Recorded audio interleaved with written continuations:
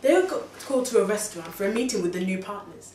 And after they had a good lunch, were handed notices. And when they got back to the office, security guards had all of their personal belongings waiting for them in boxes. Yes, Christo. Yes, ma, I'm telling you. Not even in their own offices.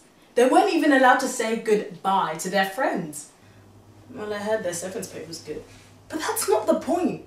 You don't leave for work in the morning and expect to come back home jobless. Especially from a company like us that was doing so well. Why didn't you tell me all this, eh? Listen, ma. The reason why I didn't tell you was because I didn't want you to worry. I knew you were having enough problems with Joseph and I didn't want to add to them. But anyway, Akeem gets called to the office. And there are whispers all around, everybody's scared, nobody's making eye contact. And he's in there for like forever. Yes, ma, I'm telling you, it was lunch break, but I did not dare leave my desk. Maybe I should have gone. It's amazing where friendship comes from, you know. You remember Michelle, the girl I was talking to you about? The one that doesn't speak to me even when we're in the lift alone. She hardly speaks to anyone, actually. Some of the other girls say that she thinks she's too pretty to mix with us or something. Well, anyway, you know me. I always smile at her and she dips her eyes to avoid eye contact. She came back from the cafe with 2 large cups of coffee and a couple of muffins.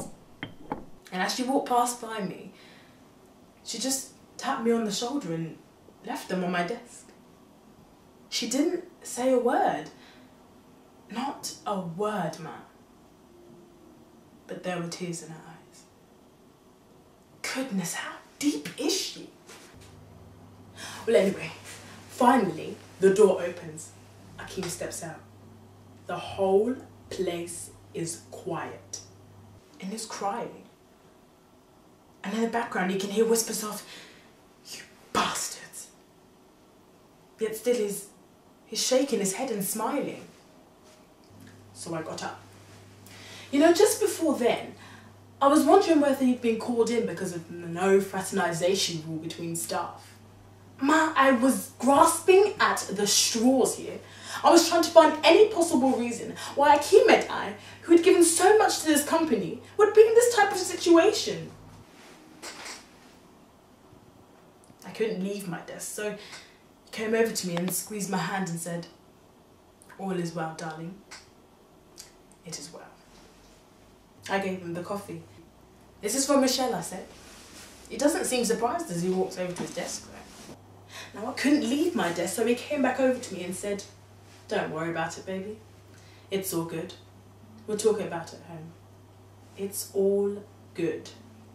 Now I'm thinking, wait a minute. It's all good what? Are you crazy? Is he mad? I'm pregnant or? Hello? We still got the bills from our wedding to pay.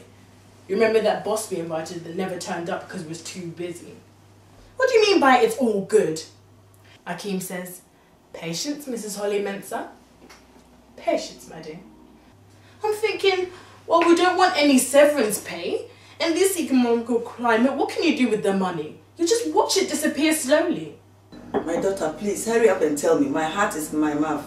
I'm coming, ma. I'm getting there. Right. When work was over, Akeem came running to me. And you will never believe what he said to me, ma.